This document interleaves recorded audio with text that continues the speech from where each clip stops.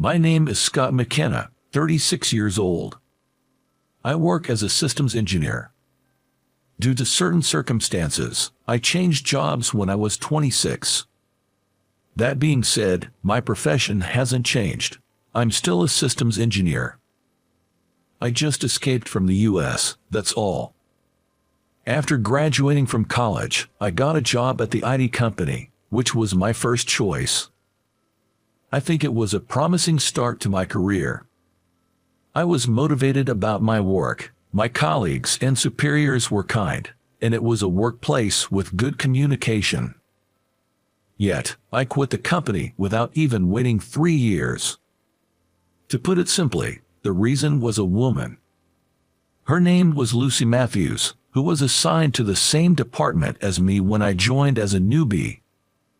She was, how can I put it, a woman with a unique atmosphere and beautiful. In a world where cuteness is mainstream, I think she belonged to the category of beauty. As we worked together as system engineers, we got closer and started dating. I remember being surprised and overjoyed when Lucy confessed her feelings to me. I'm a rather plain man and a nerd who can't engage in stylish conversation. On top of that, Lucy was a Madonna-like figure in the company, the center of attention. She was out of my league. I couldn't believe that this flower on a high peak would come to me. Even now, when I think back on it, it feels like a miracle. Lucy was a flashy kind of beauty. Of course, she was well aware of her own beauty. She knew very well how to present herself. Embarrassingly enough, I think I was so afraid of her disliking me that I ended up being at her beck and call and spent my days on edge. She quickly grew tired of me. I still remember her last words. "You might be capable at work, but you're a failure as a man. Being with you, Scott, was just boring." I couldn't hide my shock at the sudden breakup and contemptuous words. It's not often that one gets scolded directly like this, especially by a woman I love. This was harsh for me. Moreover, Lucy, who had dumped me harshly, was working at the desk every day, right next to me. I couldn't take it anymore. Please don't laugh at me for running away. I was so weak-minded. So, I left the company that I had been longing for. Since then, I haven't been in touch with Lucy. On the day I resigned, she had taken a paid vacation. It's been 10 years since I quit my job. I now stand in front of the building of the company I once adored. I feel as if I'm reviving the feelings I had as a first-year employee. The truth is, I didn't just leave the company in a hurry. I also fled from the US. It's a small industry. I thought it would be hard to face my former colleagues if I got a job. So, I decided to go to where nobody knows me. Foreign IT companies are truly meritocratic. I daringly left the US to test my skills. This decision was a great success. Despite my struggle with social skills, I was fortunate to find a company that highly valued my skills as a system engineer. Witnessing cutting-edge technology, I immersed myself in my work. A decade flew by in a blink. I returned to this company because an old colleague contacted me and asked me back. It was a rather forceful invitation, so I made a request. Initially, I wanted to be employed as a regular staff member. That was my request. By doing this first, I'm confident that this experience will be useful when I return to my original work. Thus, I became a new employee at the age of 36. The department I was assigned to was the same as before. But the atmosphere was not like before. Somehow, the employees seemed to be shrinking. Before, there should have been more freedom and active exchange of opinions. I wonder what the cause is. Coming back like this, you've got some thick skin. While surveying the floor from the entrance, I was spoken to from behind. a voice I couldn't forget. It's not like I came back because I wanted to.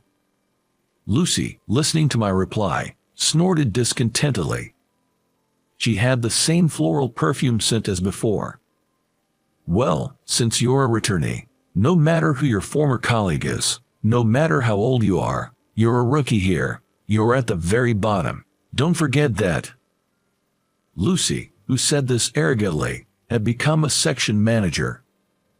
With Lucy in charge of this team, I became her subordinate. Lucy, confidently walking ahead with the clacking of her heels, was as confident as ever. What bothered me, however, was the attitude of my colleagues who were her subordinates. They seemed to be holding back around her. I carefully surveyed my surroundings and followed behind Lucy. Lucy introduced me as a returning rookie. Despite running away from this company, I came back. She introduced me as if mocking me.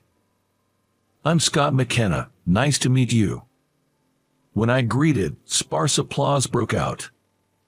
When I was shown to my desk, I was surprised to see the one next to it.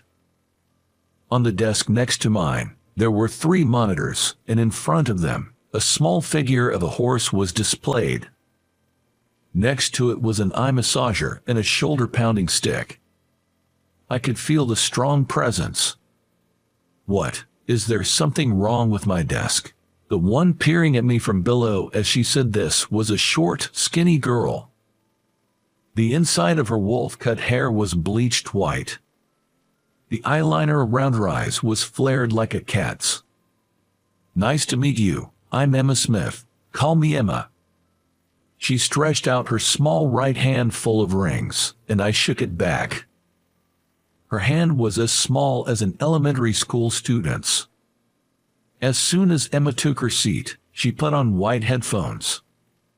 After that, she began to work at an astonishing speed. Thinking that she might only be assigned simple tasks, I stealthily glanced at Emma's screen.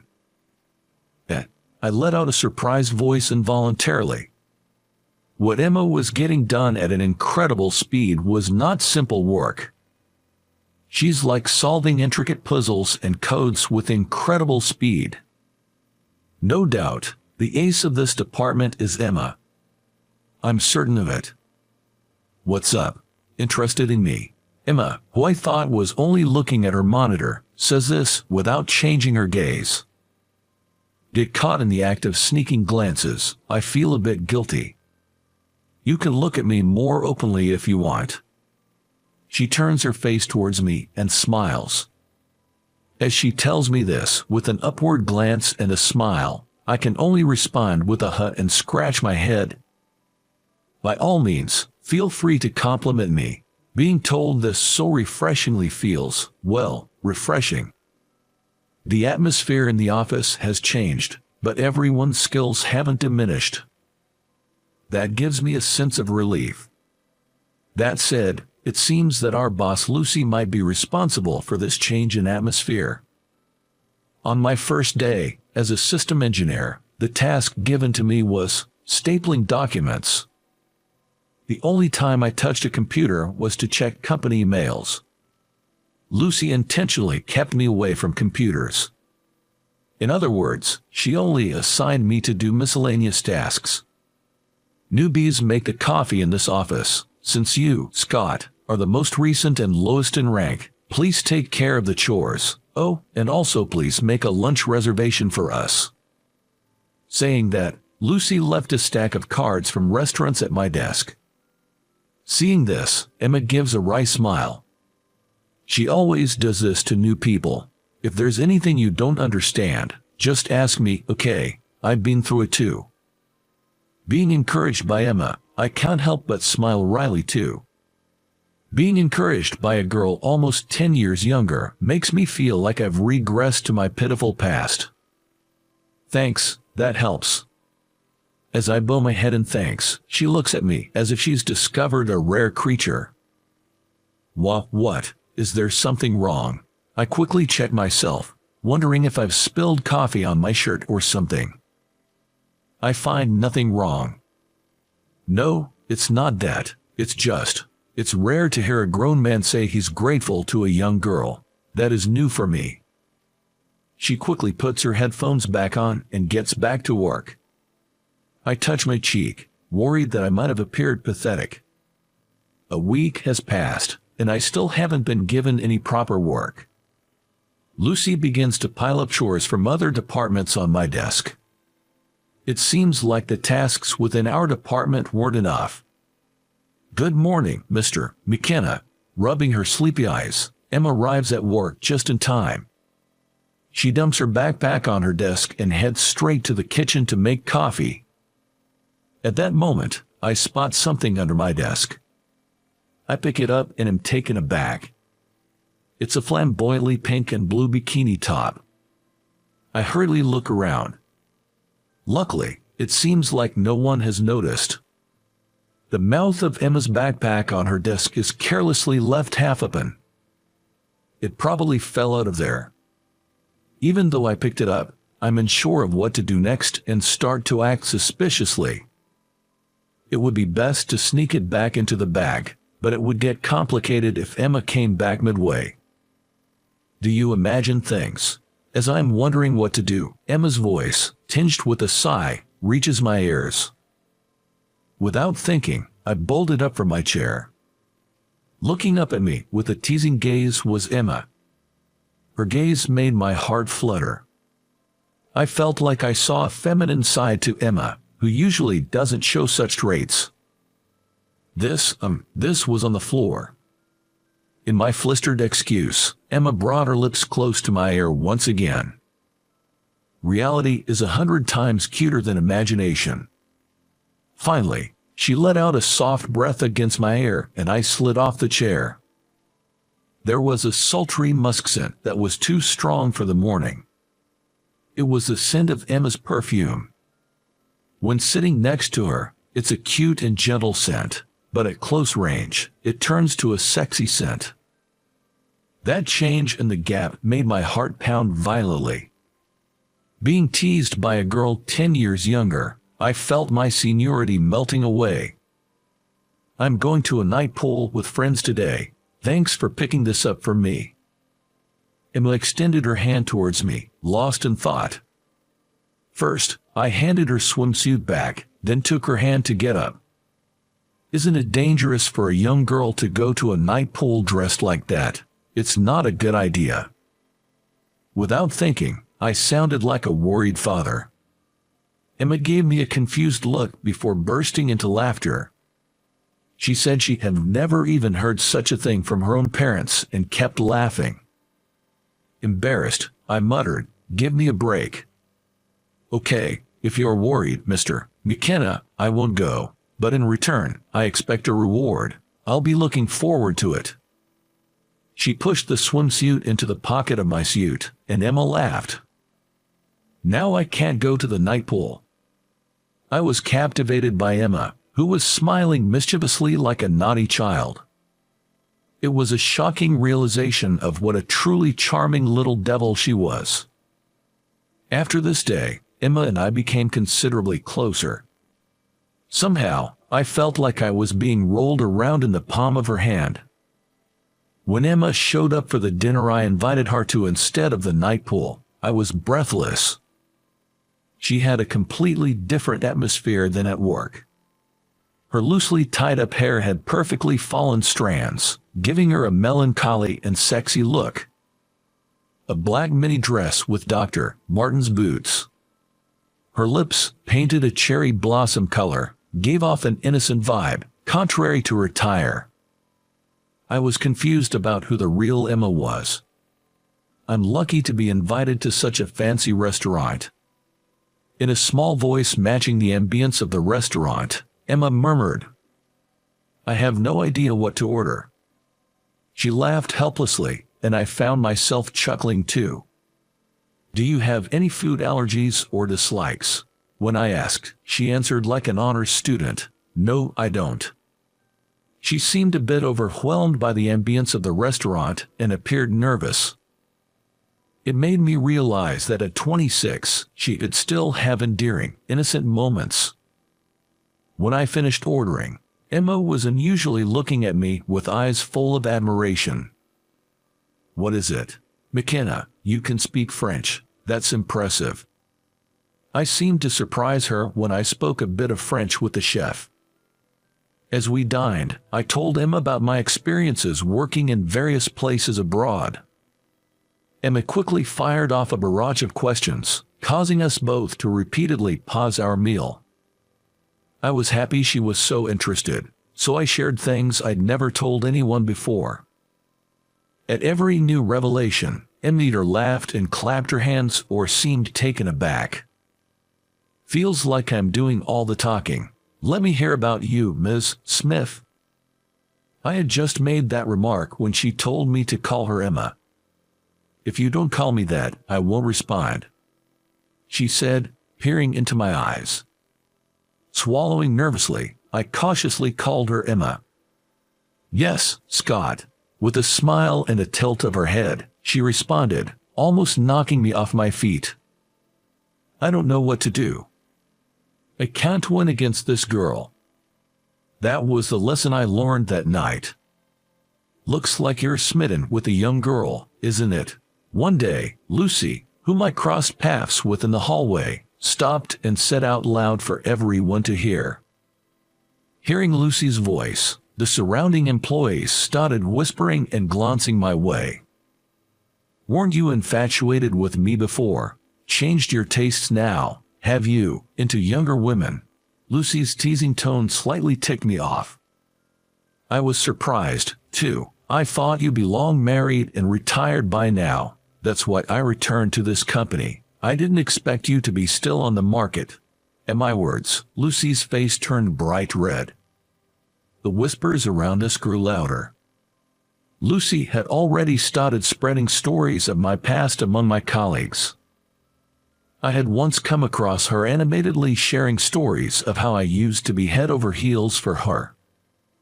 While it's true that I was infatuated with Lucy, I'm not ashamed of it. However, her exaggerations and smug way of narrating irked me. Being able to pay her back a bit felt somewhat refreshing. "What? Still on the market? That's rude. It's just that I haven't met a man who's worthy of me. Stop making fun of me." Lucy raised her voice in protest. Apparently, she is in a close relationship at the moment. She rambled on about her partner, a high flyer in the industry, being more wonderful than any men in our company, although no one had asked. It seemed like she didn't want people to think she was single. It's typical Lucy, who's always had a boyfriend without a break.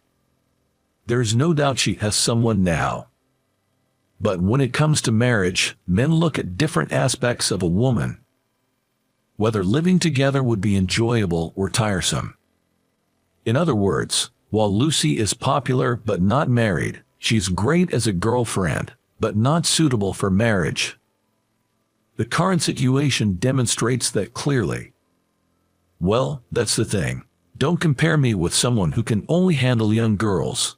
Leaving behind such a dismissive remark, the visibly annoyed Lucy stormed off. I watched as she took out her anger on her subordinates while she left. Lucy's boyfriend. Yay, I know him. He's from the development department of our rival company. He's really cheesy and, well, creepy. During lunch break, Emma and I were nibbling on some sweet bread at our adjacent desks. When I asked about Lucy's boyfriend, Emma gave a rather disgusted look as she filled me in about the man. The fact that she herself had been hit on by him seemed to disgust her to her core, which I found amusing, and couldn't help but chuckle. "It's not funny. I think that guy is a schemer. He even tried to talk me into transferring and suggested I bring some information as a gift." The conversation quickly took a grim turn. "What do you mean by that?" I stopped nibbling on the pastry. "Exactly what it sounds like. That man is trying every trick in the book to steal our development information." Emma crumpled up her bread back, and with a dangerous smile, she delivered her words. Given the circumstances, it appeared that Lucy was his current target. From what I gathered today, Lucy seemed quite smitten with him. I could only hope that my bad feeling wouldn't turn out to be true. I know who you really are, Scott. Nonchalantly revealing my secret as she looked at her computer monitor. What, you're joking, right? The words slipped out of my mouth, to which Emma gave a wicked grin. On her computer screen was my confidential transfer order, which hadn't been disclosed publicly. She seemed to have effortlessly bypassed the HR computer security and discovered the truth. She confessed she had been suspicious from the start. She seemed to have noticed me reading the program source code that was displayed on her computer monitor. Nobody in this department can read code like you can. I knew right away you were not just an ordinary Joe. I was left scratching my head, my cover blown. Now, shall we swiftly drain the pus and make this workplace more pleasant? Emma said in a mockingly polite tone, her face plastered with the mischievous grin she often wore. Roger that. I conceded, throwing up my hands in surrender. I decided to dive straight into the harsh treatment. I was able to catch the tail of the information leak quite easily. Lucy had always been careless. There were traces of her habits even in the program source code. She had copied the program of a recently developed system. And there were traces of her attempting to take it outside the company. More precisely, traces of her attempt to erase evidence of her actions were clearly left behind. Others might have overlooked it, but not me. Instead of making a public spectacle, we agreed to handle this matter discreetly and consult with higher-ups. There was also a slight degree of past compassion involved. Information leak. In our department, there's no way. That was Lucy's reaction when called by the boss and informed about the leak. Furthermore, she reportedly suggested that Emma might be the culprit if there was a leak. Her basis was that Emma disrespects me, her section manager. A clear personal grudge. This conversation took place the day I met with my boss. Unusually, Lucy, who usually leaves work on time, was staying late. Both Emma and I often work overtime. Emma prefers to wrap up her work at a good stopping point before heading home, while I typically get caught up in miscellaneous tasks. I occasionally glanced over at Lucy, who was unusually glued to her computer. I suspected she was staying behind with some ulterior motive. Are you guys not leaving yet? You're wasting electricity. Lucy yells at us from afar. Her voice carries a sharp edge of impatience. I can feel Lucy's anxiety as if I could touch it. She must be trying to cover up all her wrongdoings. But all the access codes have been rewritten by my coworker, Emma.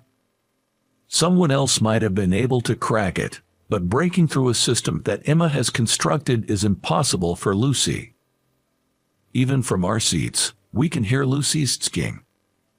The next moment, a loud alarm blares from Lucy's computer, signaling an emergency. She's fallen into the trap I've set.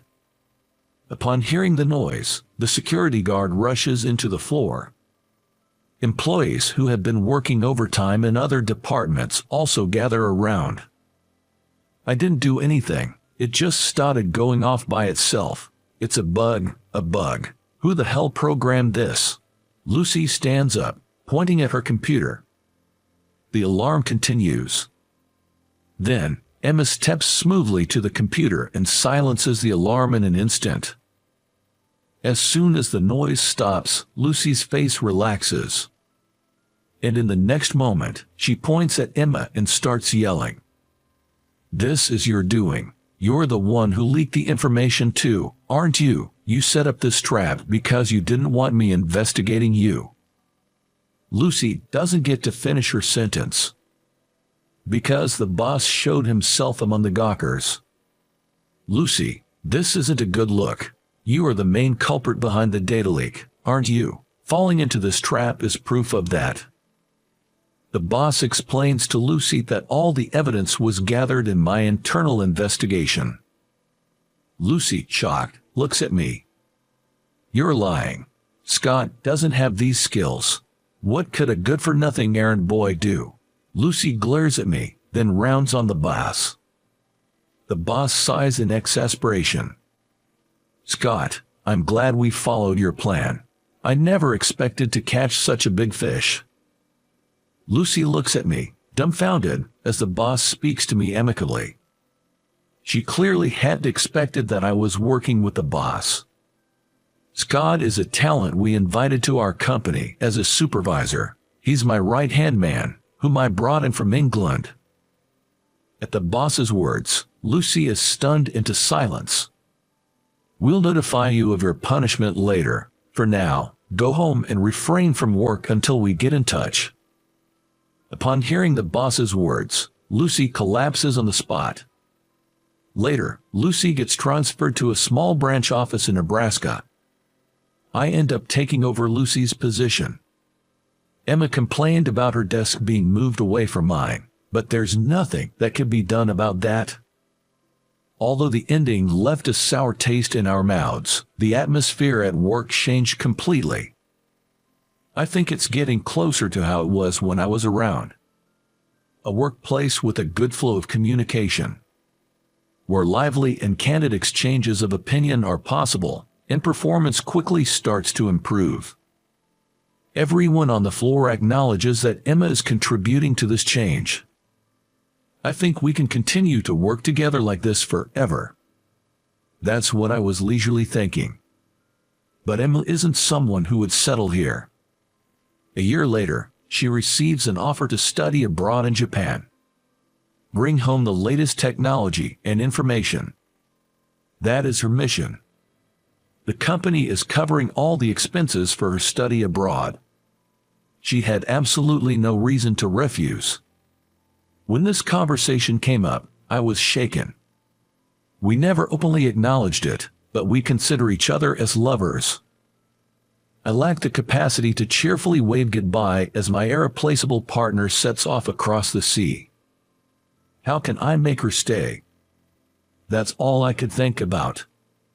Even when I'm with Emma, all I can do is contemplate how to make her stay in the U.S., making it impossible to enjoy our time. Should I propose marriage as a last resort? I'm disgusted by myself for even considering such a low method. Emma laughs as if she sees right through my thoughts. "Hey, are you going to be lonely if I go to study abroad?" Emma, who has always been one step ahead of me, stops and turns to look at me. "Of course I'll be lonely, that's a given." Emma chuckles happily upon hearing my reply. I thought this was the only moment to mention marriage. Just when I gathered my courage and tried to voice it, Emma's slender finger touched my lips. "No, not now. When I come back from Japan, then you can move on me. I'll say yes right away." Emma looks at me with unusually serious eyes. After she finishes her sentence, she gives me a soft smile. I raise both my hands in a surrendering pose. I've never won against Emma anyway. I get it, I promise. And so, I sent Emma off.